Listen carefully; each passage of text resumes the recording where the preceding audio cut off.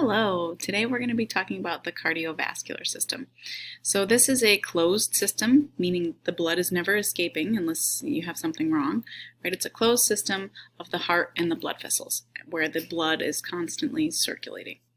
The heart is the muscle that's pumping the blood, and the blood vessels are the tubes that are carrying the blood to different parts of the body. So if you look at this image, it's divided into two sections. Let me move my face. So we've got the pulmonary circuit, which is the blood that's circulating between the lungs and the heart. Right? So we're going to the lungs to pick up oxygen, get rid of carbon dioxide, bringing that oxygenated blood back to the heart. And the systemic circuit, or the system circuit, where the blood is being pumped to the body systems, all of the body tissues that need oxygen, everything, and carrying that deoxygenated blood back to the heart. This is an overview of the anatomy of the heart. If you need to pause this and draw this into your notes. We've got deoxygenated blood coming in to the right atrium. And remember, this is anatomical position, so it kind of looks backwards. You got to imagine yourself in that position. The deoxygenated blood that was carried from the body tissues back to the heart, that gets pumped into the right ventricle, which goes to the pulmonary arteries, picks up oxygen in the lungs, enters the pulmonary veins, which go into the left atrium, pump the blood to the left ventricle, where it is pumped to the aorta and then to all the body tissues. So the chambers of the heart, again, are really important. The atria are just receiving chambers. Those are the two chambers at the top of the heart. We've got the left and the right. Much thinner walls because they're only pumping the blood into the ventricles. We've got the ventricles, which have much thicker muscular walls because those are discharge chambers. Those are actively pumping blood either to the lungs or to all the body tissue. So those muscular walls need to be a lot thicker. Okay, here's another view of that, the two different circuits, the pulmonary circuit, and we can see the flow of blood here. These arrows are showing the blood going to the lungs to pick up oxygen back to the heart. Oxygenated blood pumped to the tissues. ATP is made with that oxygen. Carbon dioxide is a byproduct that gets put into the blood vessels, back to the heart, and then around again. So the valves of the heart are a really important feature of the heart. They allow blood to flow in only one direction. Right? If the valves aren't working properly, there's going to be some blood that's leaking backwards, and that's when there can be a problem. So we've got atrioventricular valves, essentially the valves in between the atria and the ventricles, the bicuspid and the tricuspid valves. And then we've got semilunar valves, which are the valves between the ventricles and the arteries. So the pulmonary and the aortic semilunar valves. And then they're held in place by these little cords here called chordae tendineae. They look white in this image, and when we did the dissection, you could see them as well. And they're kind of holding those the flaps of the valve in place. So here's a nice little visual where you can see that as the blood gets pumped, it goes through that opening, through the valve, and then the valve shuts afterwards, so keeps the blood flowing in one direction. Coronary circulation is a really important feature of the heart because the blood in the heart chambers does not nourish the tissue itself, right? The heart is a muscle that never stops pumping. So that muscle needs its own oxygen supply so that it can make ATP. So the heart has its own set of blood vessels. These are called coronary arteries and cardiac veins. Those are the blood vessels that you can see on the outside of the heart, nourishing the muscle. So this blood empties into the right atrium via the coronary sinus,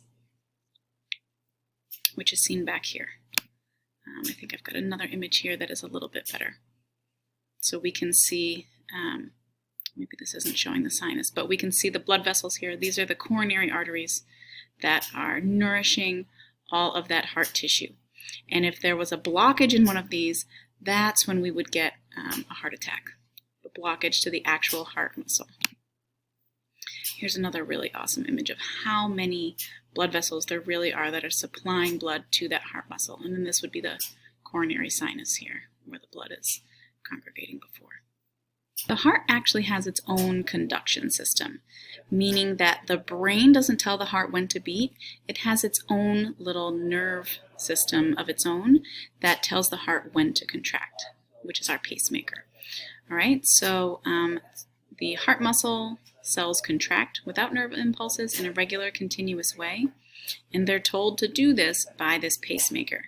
So the sinoatrial node, which is in the right atrium, is our pacemaker. I'm sure you've heard that term before, which sets the pace of the rhythm of the heart, that lub-dub, lub-dub, lub-dub. This stimulates nerves in other parts of the heart to contract. The atrioventricular node, the Purkinje fibers, I'll show you those in a diagram in a second here. So we can see that pacemaker, the sinoatrial node right here in the right atrium, and it's a bundle of nerve fibers that stimulates that pace of the heart contraction. So that moves to the atrioventricular node, which sends that signal all the way down the Purkinje fibers to stimulate those ventricle muscle walls. And then we get kind of a reaction here, and you can see the steps here. Let me move my face. The pacemaker generates the wave of the signal, which then starts to travel. First, it's in the atria, so the atria contract first, and then that signal travels down that nerve and stimulates the ventricles to contract as well. Now let's look at some other terminology that we'll be using as we talk about the pathology of the heart. Fibrillation is a term that describes a quivering of the heart due to disorganized electrical currents. So that pacemaker is not functioning properly, and instead of a nice, strong beat, we have a quivering of the heart muscle. So this is going to be ineffective in getting oxygen anywhere, and that person needs to seek medical help immediately. Tachycardia. Tachy means fast. Cardia has to do with the heart, so this is a fast heartbeat. If we're talking about more than 100 beats per minute, if someone's resting, it's a little bit too fast. Bradycardia, brady means slow. This is a slow heart rate, less than 60 beats per minute for someone who's resting. A myocardial infarction is just a fancy word for a blockage of the coronary artery, so a heart attack, essentially. We're not getting oxygen to that heart muscle. The heart muscle can't pump. Cardiac arrest is a different term for something similar. So this is the loss of the electrical signal to the heart. Okay, so there's two different things that can go wrong with the heart that some people say is a heart attack, right? Cardiac arrest and heart attack are two different things.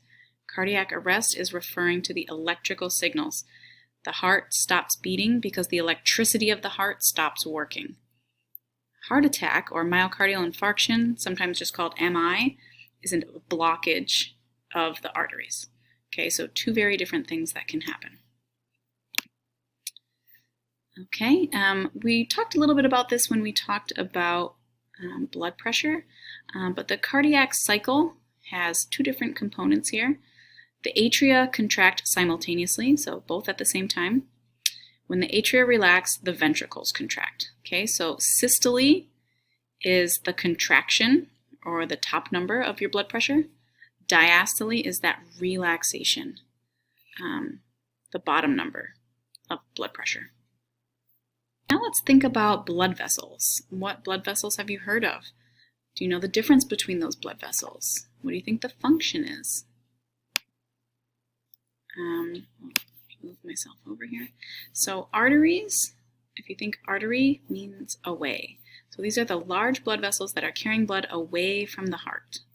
Usually, in most cases, it's oxygenated blood. Arterioles are just the smaller blood vessels that branch off of arteries, still carrying oxygenated blood away from the heart. Capillaries are those tiny blood vessels, seen here, where the gas exchange is taking place. So that happens in the lungs, and it happens in the body tissues. Then when the blood is coming back to the heart, first it's traveling through venules, which are just small veins, and veins, which are the larger blood vessels that carry blood back to the heart. All right, so we've got artery. A lot of times these walls are thicker because it's going away from the heart, so the pressure pushing the blood is greater because it's closer to the heart, so it needs to be able to withstand that pressure. So artery is the large tube, arterial, then we get to the capillaries where the blood is exchanged, the gas is exchanged, venule, and then veins back. And a lot of veins have, especially in our legs, have valves in them to keep the blood flowing upwards, right? Because gravity wants to pull it back down. Now we've learned about diffusion in capillary beds in the alveoli of the lungs. The same thing is happening at the body tissues, right? So that oxygenated blood coming in through the capillaries, we've got oxygen molecules attached to these red blood cells here. They stick to the hemoglobin. They move from an area of high concentration in the blood to low concentration in the tissues because the cells are using that oxygen to make ATP constantly.